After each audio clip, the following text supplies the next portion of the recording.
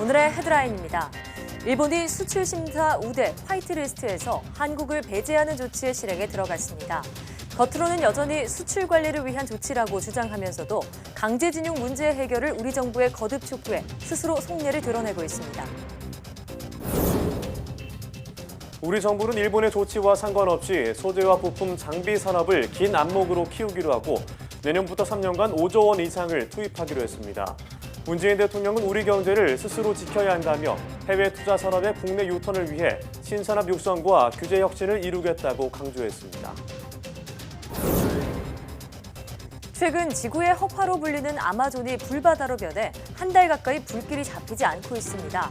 프랑스는 아마존 산불 진화를 돕기 위해 우리 돈으로 242억 원을 지원하기로 했는데 브라질 정부는 유럽에 다시 나무를 심는 데 쓰라며 거절 의사를 밝혔습니다. 과학본색에서 자세한 내용 나눠봅니다. 음식은 단순히 배를 채우는 것을 넘어서 에너지를 충전하거나 스트레스를 해소하는 매개체가 되었는데요. 우리가 슬플 때 단 음식이 당기고 화가 나면 매운 음식이 당기는 것이 다 호르몬과 관련이 있다고 합니다. 오늘 생각연구소에서는 음식에 담긴 심리학에 대해 알아봅니다.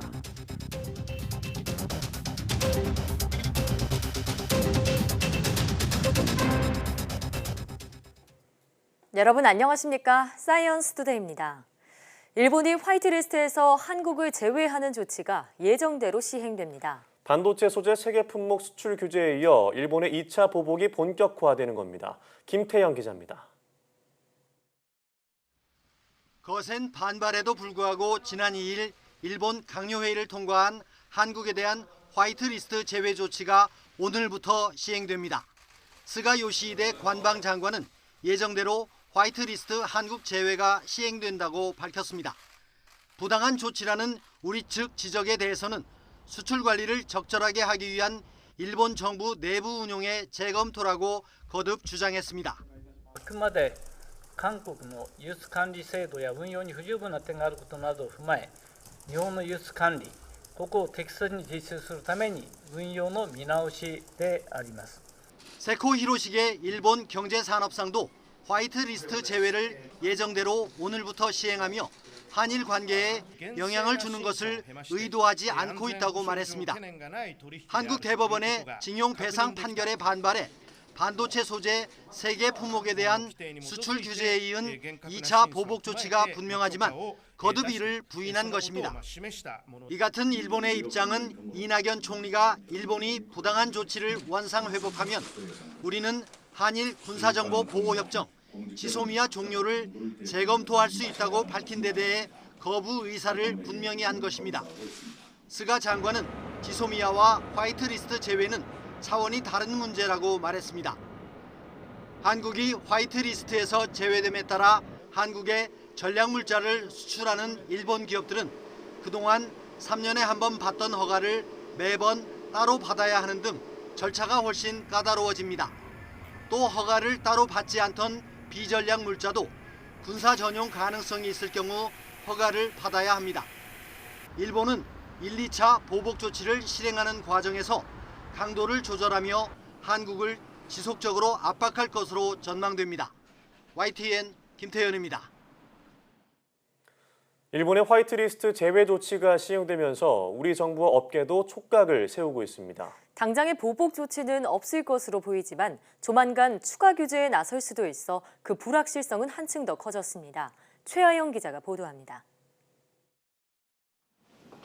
일본 수출 규제 조치에 대응하기 위해 지난달 문을 연 소재 부품 수급 대응 지원센터입니다. 일본의 화이트리스트 배제를 앞두고 하루 평균 200건 넘게 문의가 쇄도하고 있습니다. 수입의 경우 어떤 그런 문제 이슈에 대해서 피해가 있으신 경우에 어떻게 지원을 받으실지에 대해서 안내를 드려도 될지요? 기업들이 궁금해하는 건 어떤 품목이 수출 규제에 해당하는지, 또 대체 수입은 가능한지 등입니다. 반도체 공정에 사용되는 소재를 다루는 기업이 하나 있는데 일본이 아닌 다른 국가에서 이제 좀 수입을 하고 싶다고 해서 대체를 할 수 있는 5개 국가를 찾았습니다. 그래서 지금 좀 더 심층 조사를 진행하는 중에 있습니다. 지원센터는 1차 조사 결과 직접적인 피해는 없는 것으로 파악했지만 추가 규제로 기업이 어려움을 겪지 않도록 밀착 지원할 방침입니다.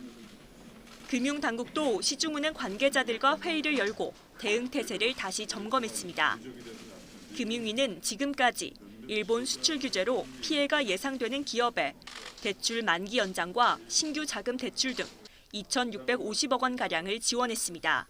앞으로 사태 추이를 보아가면서 필요할 경우 관계기관과 함께 지원의 폭과 범위도 보완하고 확대해 나가야 하겠습니다.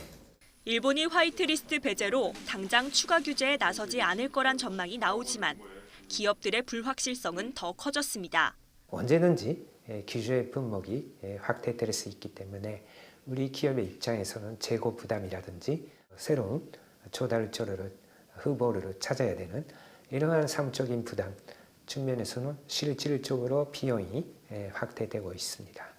특히 일본 수입 의존도가 높고 단기간에 대체가 어려운 품목은 전체 일본 수입액의 8%로 반도체와 디스플레이 소재 장비는 물론 일반 기계와 2차 전지 등이 위험 품목으로 꼽힙니다.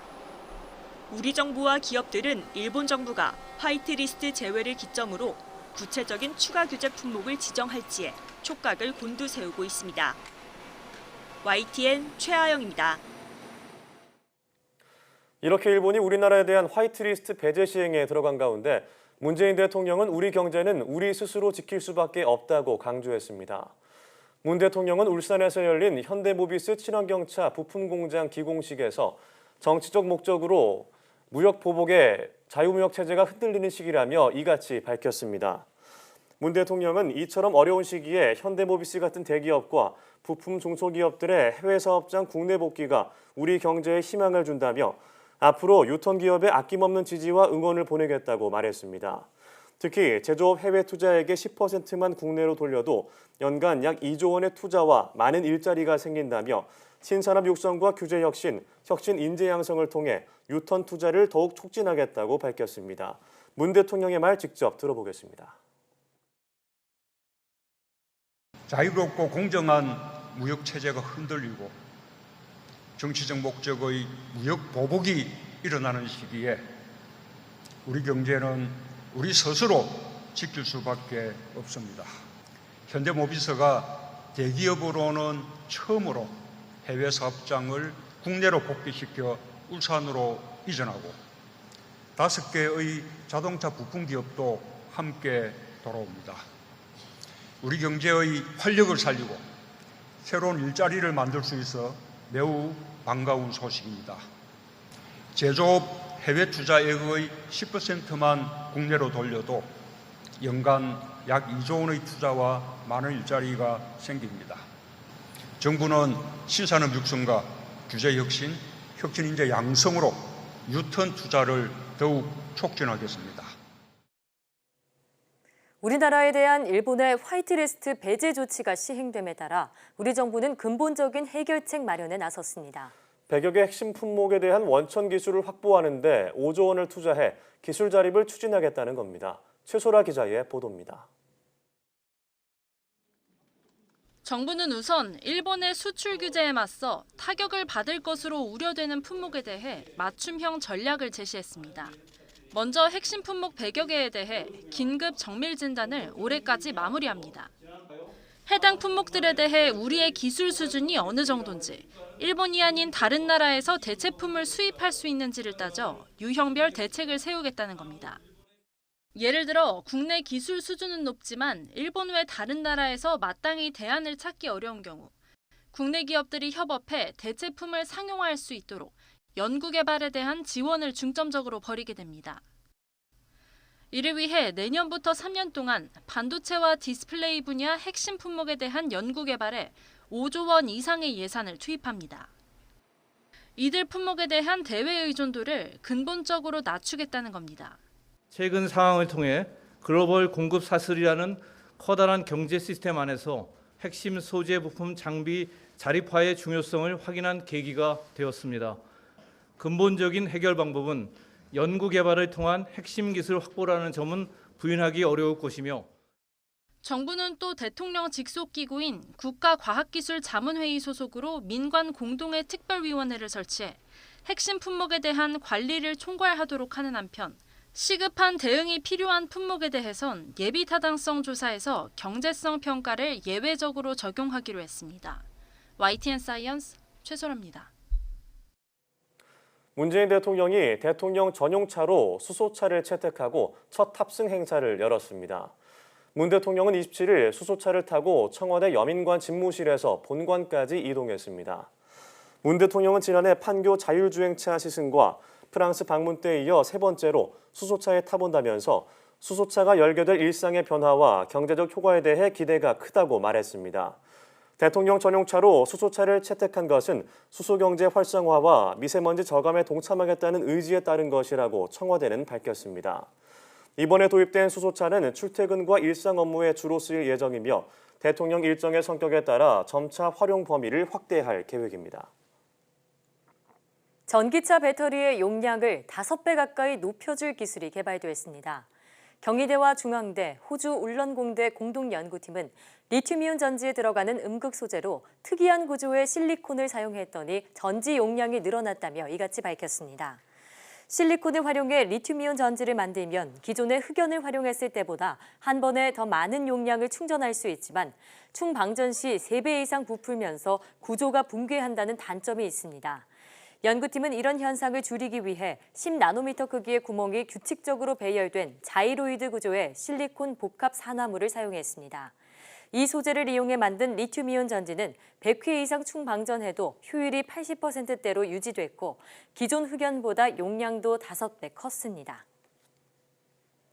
일본이 후쿠시마 원전 오염수에 대한 한국의 문제 제기와 관련해 사실에 근거해 발표해달라고 요구했고 한국은 과학적 사실에 근거해 합리적 우려를 전달하고 있다고 반박했습니다. 외교부는 니시나가 도모후미 주한 일본 대사관 경제공사가 후쿠시마 원전 오염수 처리와 관련한 지난 19일 우리 정부 질의에 대한 답변서를 권세중 기후환경과학외교국장에게 전해왔다고 밝혔습니다. 외교부는 일본이 답변서에서 현 시점에서 오염수의 처리 계획에 대해 구체적인 결론은 나와 있지 않다고 설명하면서 이번 건과 관련해 일본 정부는 과학적 근거에 기초한 조치를 책임을 갖고 취하고 있다고 강조했습니다. 또 외교부는 이 문제가 양국 국민의 건강과 주변 해양 환경에 영향을 미치지 않게 처리되어야 한다는 점을 강조했으며 일본 정부가 우리 정부와 국제사회에 보다 투명하고 구체적인 설명을 지속해달라고 요청했습니다. 환경부가 적발한 일본산 폐기물의 방사능 기준 초과 사례가 전무한 반면 원자력안전위원회는 방사능 기준을 초과한 일본산 고철 등을 꾸준히 반송하고 있어 환경부의 검사가 허술한 것이 아니냐는 지적이 나오고 있습니다. 국회 환경노동위원회 신창현 더불어민주당 의원이 환경부에서 제출받은 자료를 보면 일본에서 수입한 석탄재와 폐배터리, 폐플라스틱, 폐타이어 등 폐기물은 연간 150만 톤 안팎에 이르고 있습니다. 이렇게 많은 양의 폐기물을 일본으로부터 수입하고 있지만 2014년부터 최근까지 방사능 검사 결과 기준치를 초과한 사례는 전무합니다. 반면 원안위는 2014년부터 최근까지 일본에서 수입한 고철이나 컨테이너, 알루미늄 등의 방사능을 검사해 기준치를 초과한 24건을 일본으로 돌려보냈습니다. 신창현 의원은 보다 철저한 적발을 위해 환경부가 아닌 원안위가 일본산 수입 폐기물 방사능을 검사하도록 해야 한다고 주장했습니다. 한국수력원자력의 신형 경수로인 APR-1400이 미국 원자력규제위원회의 설계 인증을 최종 취득했습니다. 한수원은 APR-1400이 지난해 9월 표준 설계 인증서를 받았고 11개월여 동안의 법제화 과정을 거쳐 미국 연방규정부록에 등재됐다고 밝혔습니다. APR-1400 원전이 미 원자력규제위원회 설계 인증을 함으로써 한수원은 이 원전을 미국 내에 건설하고 운영할 수 있게 됐습니다.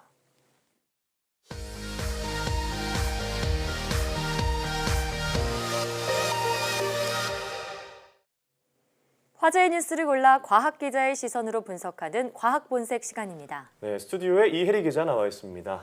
안녕하세요. 안녕하세요. 네, 오늘은 어떤 이야기를 나눠볼까요?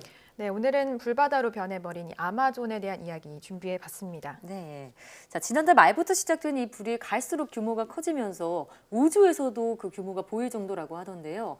아직도 불길이 확산하고 있다고요? 네, 그렇습니다. 거의 한 달 가까이 불길이 잡히지 않고 있는데요. 예. 불에 탄 면적도 95만 헥타르, 그러니까 9,500제곱킬로미터 규모로 점차 확산하고 있습니다. 네. 예. 상황이 심각해지자 브라질 정부는 4만 3천여 명의 병력을 투입해서 숲에 물을 뿌리는 등의 대응에 나서고 있지만 사태 해결이 쉽지는 않아 보입니다. 네, 상황이 정말 생각보다 심각한 것 같은데요. 자, 전 세계가 아마존 산불 진화에 좀 도움을 줘야 되지 않나라는 생각이 드는데, 그런데 이 아마존 산불을 둘러싸고 설전이 벌어지고 있다고요. 네, 맞습니다. 이 설전은 브라질 정부가 주요 7개국 나라 정상들이 산불 진화를 지원하겠다라는 제안을 거절하면서 시작이 됐습니다. 예. 앞서 미국과 영국, 프랑스 등 G7은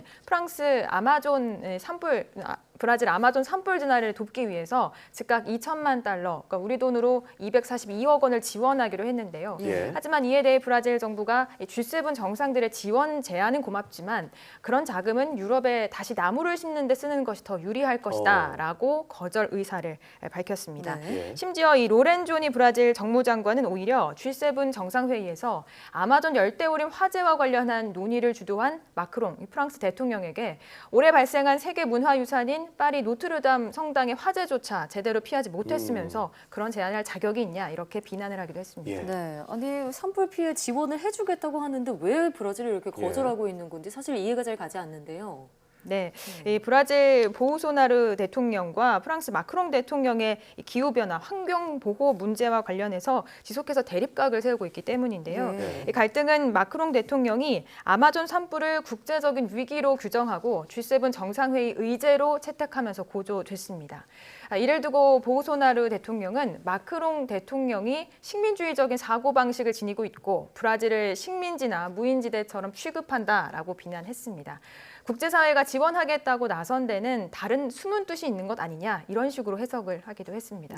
말씀하신 대로 자신의 나라를 돕겠다고 하는 다른 나라 정상을 향해서 이렇게 브라질 대통령이 민감한 반응을 보이는 이유는 브라질에서 추진하고 있는 이 아마존 개발 정책 때문입니다. 보우소나르 브라질 대통령은 이른바 경제 대통령을 표방하고 있는데요. 심지어 이런 이유로 남미의 트럼프라는 별명이 붙기도 했습니다. 그가 추진하는 아마존 개발 정책의 핵심은 아마존의 규제를 풀어서 농지와 목장을 만들고 또 곡물과 고기 생산량을 늘리자라는 겁니다. 그런데 문제는 이렇게 아마존을 개발하다 보면 당연히 산불이 발생할 위험이 커지고요. 불이 날 가능성도 당연히 높아지겠죠. 농지로 바꾸기 위해서 산림에 불을 지펴야 되는데 이 과정에서 불이 날 가능성이 커지고 있다는 점이 바로 문제로 지적이 되는 대목입니다. 예, 경제 정책을 추진하는 것도 좋지만 사실 뭐 이 아마존은 산림 이상의 의미를 갖고 있잖아요. 이렇게 세계 허파로 불리는 자원인데 경제 논리로 움직인다는 게 좀 우려되긴 합니다. 네, 맞습니다. 이에 대해 브라질 정부는 아마존의 개발은 브라질의 주권 사항이다. 다른 나라가 개입할 것이 아니다. 이를 오히려 다른 나라가 방해해서 국가 발전이 저해되고 있다. 이렇게 이야기하고 있습니다. 네, 실제로 올해 들어 브라질 산불 발생 건수가 크게 늘고 있다는 그런 보도도 이어지는 걸 봐서는 그냥 손을 놓고 있어서는 안 될 것 같은데 이 아마존 산불을 막기 위한 유명 인사들의 기부 또한 이어지고 있다고요? 네, 그렇습니다. 애플의 최고 경영자 팀 쿡은 아마존 열대우림 보전을 위해서 애플이 기부할 계획을 갖고 있다라고 밝혔고요. 프랑스의 패션 기업 루이비통도 기부 의사를 밝혔고 또 할리우드 배우 리오나르도 디카프리오도 500만 달러를 기부하겠다라고 의사를 밝혔습니다. 61억 원 정도 되는 금액이네요. 우리 지구의 소중한 자원이잖아요. 빨리 산불이 진화됐으면 좋겠습니다. 다음은 어떤 소식인가요? 네, 다음 소식은 치즈버거를 먹은 까마귀에 대한 이야기입니다. 네, 까마귀가 치즈버거를 먹는다니 이건 무슨 얘기인가요? 네, 이번 연구는 인간이 먹다 버린 햄버거나 피자 조각을 먹는 이런 도시에 살고 있는 까마귀의 건강 상태, 그중에서도 특히 혈중 콜레스테롤의 수치를 파악하기 위한 연구입니다.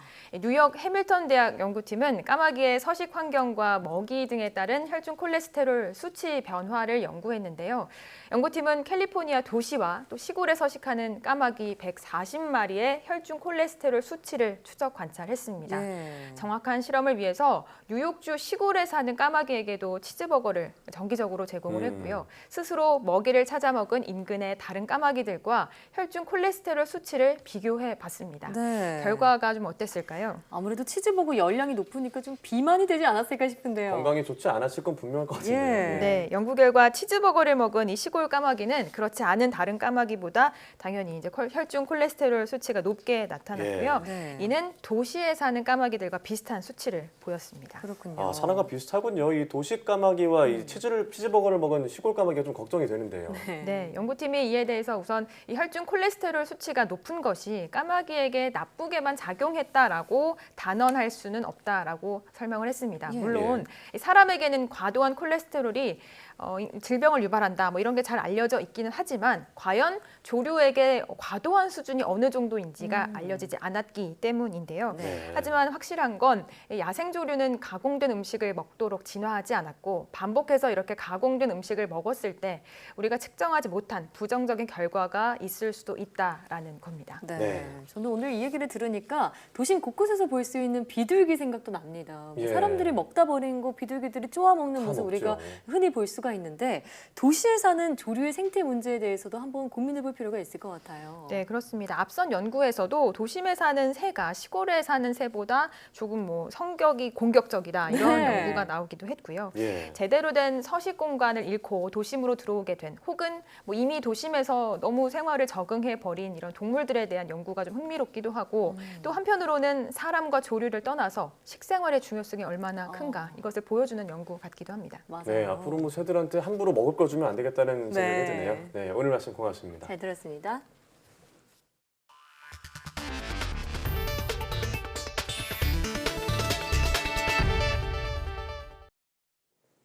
인간을 닮은 휴머노이드 로봇을 태운 러시아 소유스 우주선이 제시도 끝에 국제우주정거장 ISS에 도킹하는 데 성공했습니다. 로봇 표도르를 태운 소유스 MS-14 우주선은 모스크바 시간으로 27일 오전 6시 8분에 자동 도킹 시스템을 이용해 ISS에 도킹했습니다. 소유스 MS-14는 지난 24일 오전 8시 31분에 도킹할 예정이었으나 우주정거장의 자동 도킹 시스템 신호 증폭기에 문제가 생겨 실패했습니다. 러시아가 휴머노이드 로봇을 ISS에 보낸 것은 이번이 처음입니다. 4대강 보호 처리 문제를 최종 결정할 국가물관리위원회가 출범했습니다. 정부는 연초에 금강과 영산강의 세계보 해체 권고안을 제시했는데 최종적으로 어떤 결정이 내려질지 주목됩니다. 황선욱 기자가 보도합니다. 환경부 4대강 조사평가 기획위원회는 지난 2월 금강과 영산강의 5개보 처리 방안을 발표했습니다. 세종보와 죽산보, 공주보 3곳은 해체, 백제보와 성촌보 2곳은 상시 개방하는 방안을 제시한 겁니다.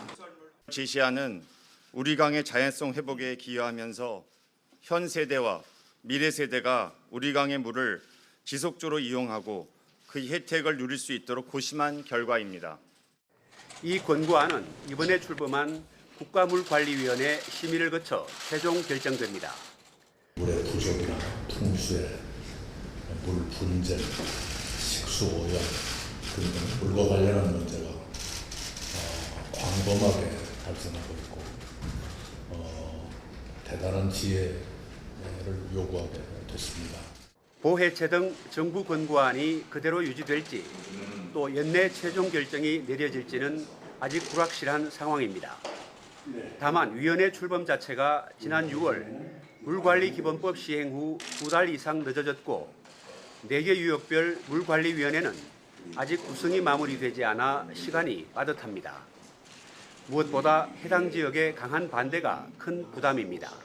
세종시 등 3개 지역의 시의회가 모두 해체를 공식 반대하고 있고 여권에서도 내년 총선을 앞두고 신중론이 나오기 때문입니다. 한강과 낙동강은 더 큰 문제입니다. 환경부 4대강 조사평가기획위원회는 한강과 낙동강 보호 처리 방안을 올해 안에 내놓겠다고 밝혔습니다. 하지만 반드시 거쳐야 할 보호 개방 실험도 아직 하지 못해 사실상 연내 처리 방안 제시는 어려워 보입니다. YTN 홍순욱입니다.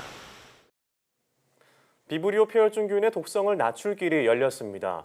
한국생명공학연구원은 비브리오 폐혈증균이 인체에서 독소를 뿜는 과정을 규명하고 독소를 뿜지 못하게 하는 방법을 알아냈다며 이같이 밝혔습니다. 비브리오 폐혈증균 독소는 인체 면역 방어와 세포 신호 전달 역할을 하는 ARF 단백질과 결합해 이 단백질 기능을 저해하고 급성 염증을 일으킵니다. 연구팀은 생쥐 실험 결과 비브리오 페어준균이 ARF 단백질과 결합하지 못하면 독성을 제대로 내뿜지 못하는 것을 확인했습니다. 연구팀은 비브리오 페어준균 독소를 분비하는 병원균은 비브리오 페어준균 말고도 다양하다며 이번 연구가 여러 감염병 치료제 개발에 큰 도움을 줄 것이라고 말했습니다. 석유 정제 과정에서 나오는 대량의 황폐기물이 환경 문제로 지적되고 있는 가운데 국내 연구진이 황폐기물을 활용해 만든 신소재가 주목을 받고 있습니다. 웨어러블 전자소자와 적외선 광학기기 등 여러 산업에 활용할 수 있다는 설명입니다. 이정우 기자입니다. 석유화학 공정에서 나오는 황폐기물은 전 세계적으로 연간 6,800만 톤에 이릅니다. 우리나라의 경우 연간 130여만 톤. 이 중 중국으로 80% 이상 수출되고 나머지 20%가량이 쌓여가고 있습니다. 황폐기물은 비료 등의 원료로 쓰이지만 최근 중국의 정유산업이 고도화되면서 우리 수출량이 줄 전망입니다. 국내 연구진이 황폐기물로 신소재를 만든 배경입니다. 저희는 기존의 중합 방법의 단점을 개선해서 보다 고성능을 갖는 고안정성을 갖는 고분자 소재를 만드는 기술을 개발했습니다. 이번에 개발한 신소재는 신축성을 최대 3배 조절할 수 있고 적외선을 투과시키는 등 다양한 기능이 강점입니다. 특히 한 번 사용한 뒤 프레스 공정으로 재가공할 수 있어서 경제성도 확보했다는 평가입니다. 석유화학 부산물인 황을 활용할 수 있는 이 기술은 경제성이 뛰어나고 다기능성 소재로 활용 범위가 아주 넓습니다. 굉장히 유연하고 그리고 그 적외선을 투과할 수 있는 특성을 가지고 있습니다. 그래서 향후에 우리나라 플라스틱 소재 산업의 경쟁력을 향상시킬 수 있다고 생각을 합니다. 이번 연구 결과는 고분자 분야 국제학술지 ACS 매크로레터스 8호로 표지 논문으로 실렸습니다. YTN 이정우입니다. 대표적인 고지혈증 치료제 스타틴을 먹을 때 부작용으로 나타나는 근육통의 원인과 이를 줄이는 방법이 밝혀졌습니다. 영국 리즈대 연구팀은 스타틴이 근육세포에 저장된 칼슘을 누출시키기 때문에 근육통이 생길 수 있다며 이를 줄이려면 운동을 해야 한다고 밝혔습니다. 연구에 따르면 스타틴은 근육세포의 칼슘 저장고에서 칼슘 방출을 조절하는 수용체에 영향을 줘서 칼슘이 아무 때나 방출되도록 해 근육통과 근육 약화를 유발합니다. 하지만 동물 실험 결과 스타틴을 4주간 투여해 칼슘 방출 수용체의 변화가 나타난 쥐들은 쳇바퀴 운동 이후 이러한 변화가 사라졌습니다. 체지방이 많을수록 우울증 위험이 큰 것으로 나타났습니다. 덴마크 오르우스 대학병원 연구팀은 유전자 변이와 체지방의 연관성 자료 33만 건과 유전자 변이와 우울증의 연관성 자료 48만 건을 분석한 결과 이같이 나타났다고 밝혔습니다. 연구 결과를 보면 체지방이 표준에서 10kg 늘어날 때마다 우울증 위험은 17%씩 높아졌습니다. 다만 체지방이 쌓인 신체 부위는 우울증 위험과 무관한 것으로 나타났습니다.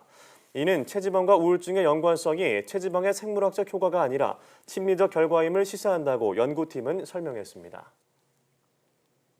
국내 연구진이 시린이 증상을 개선할 수 있는 단백질을 발견했습니다. 서울대 치과병원 연구팀은 손상된 치아의 상아지를 재생해 시린이 증상을 개선할 수 있는 CPNE7 유전자 단백질을 규명했다고 밝혔습니다. 연구팀은 비글견을 이용한 실험에서 이 단백질로 만든 약물을 치아에 도포하자 신경세포가 상아질의 재생을 유도했다고 발표했습니다.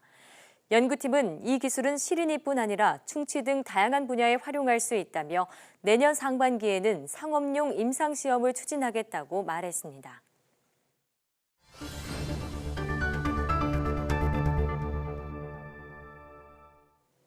매주 수요일 재미난 실험을 통해 일상 속의 과학을 탐구해보는 오늘의 과학실 시간입니다. 네, 오늘은 첫 순서로 지구에서 가장 가벼운 고체로 불리는 에어로젤의 뛰어난 단열 효과에 대해 알아봅니다. 화면으로 함께 보시죠. 맛도 모양도 다양한 달콤한 간식 젤리. 만지면 힘에 따라 모양이 변하기도 하지만 금세 제자리로 돌아와 본래 형태를 유지합니다. 액체도 아니고 고체도 아닌 이 젤리의 정체는 무엇일까요? 사실 젤리는 원래 액체입니다. 단 1%의 고체가 젤리의 뼈대를 단단히 잡고 있는 거죠. 자, 그렇다면 액체와 공기를 맞바꿀 수 있다면 과연 어떻게 될까요? 이런 생각으로 처음 탄생한 물질이 바로 에어로젤입니다. 자, 그래서 열에 잘 녹는 초콜릿을 단열재 아래에 놓고 초콜릿이 녹지 않는지 실험을 해보도록 하겠습니다.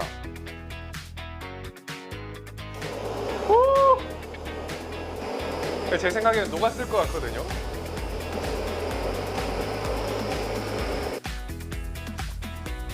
뜨거운 거 전혀 없고 그냥 상온에 있는 상태 정도? 에어로젤을 자세히 살펴보면 스펀지처럼 아주 작은 구멍이 나 있는 걸 볼 수 있습니다. 아무리 공기가 뜨겁게 달궈진다 해도 공기 분자들이 이 복잡한 구멍을 모두 뚫고 나오는 것이 불가능하겠죠. 그래서 에어로젤이 아주 뜨거운 열도 효과적으로 차단할 수 있는 겁니다. 이런 뛰어난 요소 때문에 실제로 나사에서는 화성 탐사 로봇을 보낼 때 이 에어로젤로 기계를 보호한다고 합니다. 이런 과학적 비밀이 숨어있는 에어로젤의 한계는 과연 어디까지일까요? 오늘의 과학실과 함께한 에어로젤 이야기. 일상 속에도 이런 재미있는 과학이 숨어 있었네요.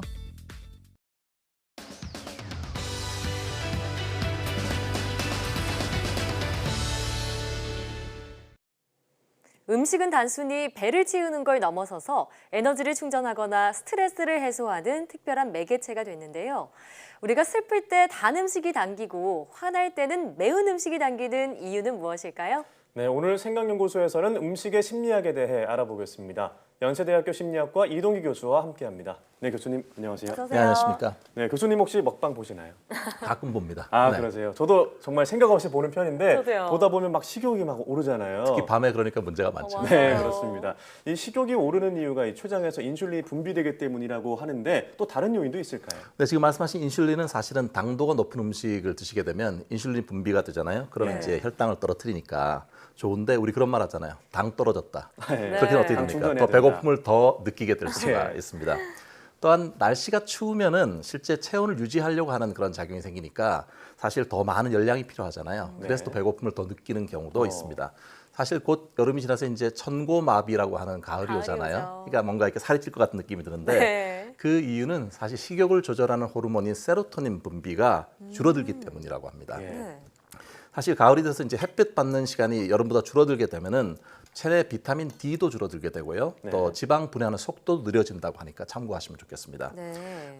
그리고 또 스트레스 많이 받으면 많이 드시게 되잖아요. 예. 이게 이제 스트레스를 많이 받게 되면은 스트레스 호르몬의 일종인 코르티솔 이게 생성이 더 많이 되기 때문에 식욕이 더 활발해진다는 그런 얘기가 있습니다. 그렇군요. 방금 스트레스 얘기도 하셨는데 우리가 뭐 스트레스 받거나 유독 지치는 날 단 음식 먹고 싶다, 초콜릿 같은 거 당긴다 이런 말 많이 하잖아요. 근데 우리가 피곤할 때나 기분이 안 좋을 때처럼 달거나 열량이 높은 음식을 찾게 되는 그 이유는 무엇일까요? 그러니까 피곤하고 스트레스 받을 때 자꾸 더 많이 먹게 되는 게 네. 문제가 되는데요. 이게 뇌 화학적 작용 때문에 그렇습니다. 네. 되게 우울한 경향이 있거나 스트레스를 많이 받게 되면은 흔히 많은 사람들이 탄수화물을 많이 섭취를 한대요. 예. 그렇게 되면은 이게 우울하고 스트레스 반응이 줄어든다는 그런 결과가 있습니다. 실제로 실험을 해보면 네. 단백질 말고 탄수화물 식품을 먹고 난 다음에 혈액 검사를 해보면요. 그 안에 트립토판이라고 하는 그런 아미노산이 증가를 한답니다. 트립토판이 필수 아미노산 중에 하나인데요. 그렇게 되면 이게 이제 세로토닌 수치를 높여주는 거가 돼서 기분이 좋아지게 되는 거죠. 스트레스가 좀 날아가게 되는 건데 사실 이제 저희가 이제 단 거를 많이 먹게 되는 거 있죠. 초콜릿 같은 거 이런 경우는 단 거를 먹게 되면 코르티솔 호르몬 자체가 이게 그 수준이 떨어진다고 합니다. 그렇게 되면 이제 아무래도 기분이 뭔가 좋아지는데 이게 단기적인 효과만 있어요. 오랫도록 계속되는 건 아니고요. 그다음에 이제 매운 거 드시는 분 있지 않습니까? 떡볶이 그렇죠. 같은 거 좋아하세요? 떡볶이 같은 거? 매운 떡볶이 네네 좋아요. 그렇죠. 네, 스트레스 받을 때 많이 드시는데 이게 이제 고추 안에 들어가 있는 캡사이신 같은 거가 있잖아요. 근데 이런 거를 이제 그 복용을 하게 되면은 사실 덜 먹어도 배가 부른 느낌이 금방 생기고요. 그다음에 또 하나는 그러니까 감각 자극 같은 것이 상당히 이제 활성화가 되고 또 그러다 보면은 뭔가 체온도 올려주고 땀이 나면서 거꾸로 매운 걸 먹으면 시원하다 이렇게 생각이 되는 거예요. 예, 그러니까 사람들이 스트레스 받을 때 이런 걸 좋아하게 되는 거죠. 네. 예, 뭐 기분이 좋아지고 활력이 좋아진다니까 뭐 심리적으로는 긍정적인 영향을 준다 이런 생각이 드는데요. 자, 이렇게 음식을 먹으면 기분이 좋아지는 심리가 있을 이유가 뭘까요? 그 이제 연구를 한 걸 좀 찾아봤는데요. 네. 독일의 막스 플랑크 대사연구소의 헤이코 백스 교수 그리고 뭐 여러 가지 다른 그 공동 연구원들과 함께 다양한 국제 공동 연구를 실시했는데요. 음식을 먹게 되면은 기분 좋게 만드는 또 다른 호르몬인 도파민이 2번 방출된다. 하는 결과가 밝혀졌습니다. 한 번도 아니고 두 번이요. 네, 이게 2018년에 생물학 분야 국제학술지인 셀 메타볼리즘에 나타난 발표된 논문인데요. 네. 연구팀은 12명의 이제 성인 남녀를 대상으로 양전자 방출 단층 촬영 펫이라고 하는 거를 이제 실시를 했는데요. 이게 펫 장치에 누워 있는데 그 사람들한테 맛있는 그런 그 음료와 맛없는 음료 이런 것들을 이제 먹게 하고 그때 이제 뇌의 움직임을 살펴본 겁니다. 그런데 음식 섭취할 때 뇌에서 도파민이 2번 분비되는데 한 번은 입안으로 음식이 딱 들어가서 맛을 느끼는 그 지점에 도파민이 분비가 되고요. 또 하나는 음식이 이제 위에 닿아서 위장에 닿았을 때 한 번 더. 그러니까 사실 이렇게 음식을 먹으면 도파민이 이렇게 2번이나 분비되기 때문에 기분이 훨씬 좋아진다라고 하는 거죠. 네. 제가 음식을 먹을 때 왜 기분이 좋아지는지 그 이유를 알았습니다. 그런데 맛있는 음식도 정말 적당히 먹으면 참 좋겠는데 저만의 문제는 아닐 것 같아요. 많은 분들이 공감하실 것 같은데 꼭 과식을 하게 된단 말이죠. 왜 우리가 이렇게 과식 또는 폭식을 하게 되는 걸까요? 그러니까 아까 앞서 말씀드린 그 연구팀의 연구 결과가 이제 그 사람마다 필요로 하는 도파민의 그 적정량이 다르다고 합니다. 근데 이제 이게 그 만약에 맛 없는 음식을 먹게 되면 실제로 이제 양은 많이 들어가는데 뭔가 아직까지 도파민 분비가 적은 거예요. 아직까지 충분하지 않아 이렇게 생각되니까 뭔가 다른 거 간식이나 먹거리를 더 먹게 되는 그런 게 생깁니다. 그래서 과식을 하게 될 가능성이 많고요.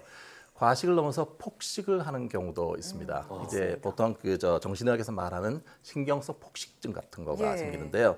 그렇게 되면 이게 이제 보통 먹어야 되는 한 끼 식사량보다 훨씬 더 빠르게 많은 양을 먹게 되는데 문제는 이게 이제 많은 경우에는 그 감정적인 그런 그 억눌림이나 이런 것들이 많아서 상당히 이제 긴장하거나 화가 나거나 그랬을 때 그 감정을 다스리는 하나의 어떤 그 부정적 대처 방식으로 많이 먹게 되는 겁니다. 근데 문제는 그렇게 한 다음에 어떻게 합니까? 뭔가 살찔까 봐 두려우니까 뭔가 구토를 하거나 아니면 설사제를 먹거나 또는 운동을 과잉하거나 이런 문제가 생길 수 있으니까 조심해야 되겠죠.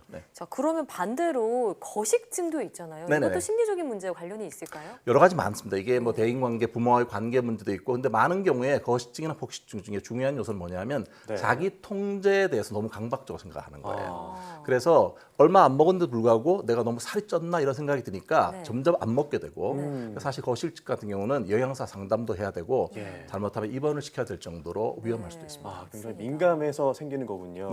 자, 사실 이제 음식으로 스트레스 푸는 사람도 있지만 술 마시면서 스트레스 푸는 사람도 많습니다. 참 현대인들에게 이제 빠질 수 없는 숙제인 것 같은데, 자, 음주도 이렇게 주위 사람에 따라서 심리적 영향을 받는다고 하는데 어떤 영향을 받나요? 생각보다 우리가 주변 사람들 많이 보고 서로 간에 영향을 주고받는 것 같아요.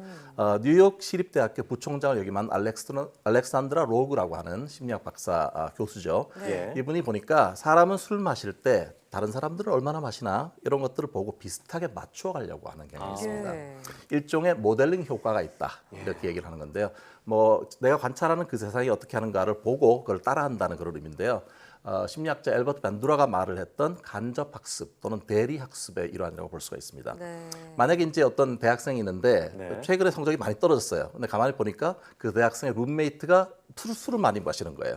한 가지 가설은 뭐냐면 이 사람도 따라서 술을 자꾸 마시게 되는 거. 영향을 받는다고 하는 거죠. 그러니까 보통 왜 밤에 보면은 그 주류 광고 많이 하잖아요. 밤이나 새벽에. 되게 사실 시원하게 그렇죠. 이게 음주 광고가 사람들에게 그런 모델링 효과를 자극하기 위해서 만들어진 경우가 많습니다. 물론 이런 음주나 뭐 적절한 음식은 당연히 긍정적인 영향을 주기도 하지만 무엇보다도 자기 스스로 결정해서 적절히 먹을 수 있는 그런 능력을 갖추는 게 중요하겠다 이런 생각도 드는데요. 이렇게 다양한 음식이 넘쳐나는 환경 속에서 우리가 건강하게 음식을 섭취하는 방법이 있다면 알려주시죠.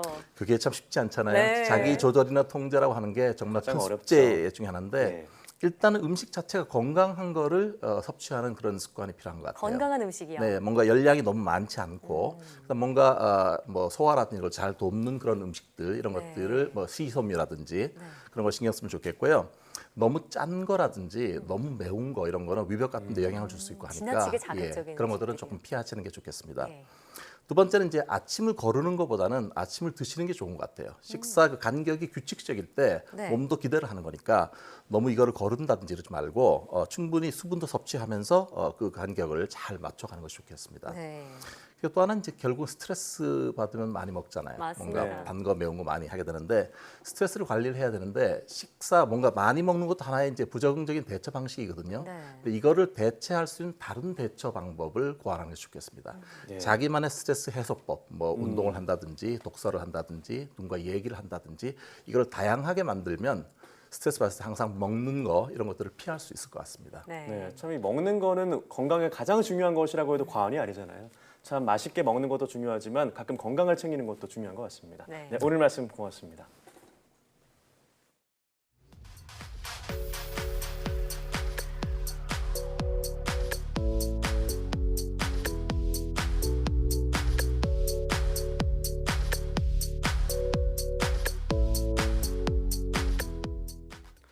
배달앱의 등장으로 야식을 찾는 분들이 더 많아졌습니다. 잦은 야식 섭취는 야식 증후군으로 이어질 수 있는데요. 오후 7시 이후의 식사량이 하루 전체의 50% 이상을 차지하는 상태를 말합니다. 네, 야식은 수면 호르몬인 멜라토닌과 식욕 억제 호르몬인 렙틴의 분비를 감소시키기 때문에 밤에 충분한 수면을 취하지 못하고 또 식욕 상승으로 계속 먹게 되는 악순환이 반복됩니다. 네, 하루 세 끼를 규칙적으로 먹는 것이 중요한데요. 점심은 탄수화물을 충분히 섭취하고 저녁엔 적어도 잠들기 3시간 이전에 가볍게 먹는 것이 건강에 도움이 된다고 합니다. 네, 사이언스 투데이 오늘 저희가 준비한 소식은 여기까지입니다. 함께해 주신 여러분 고맙습니다.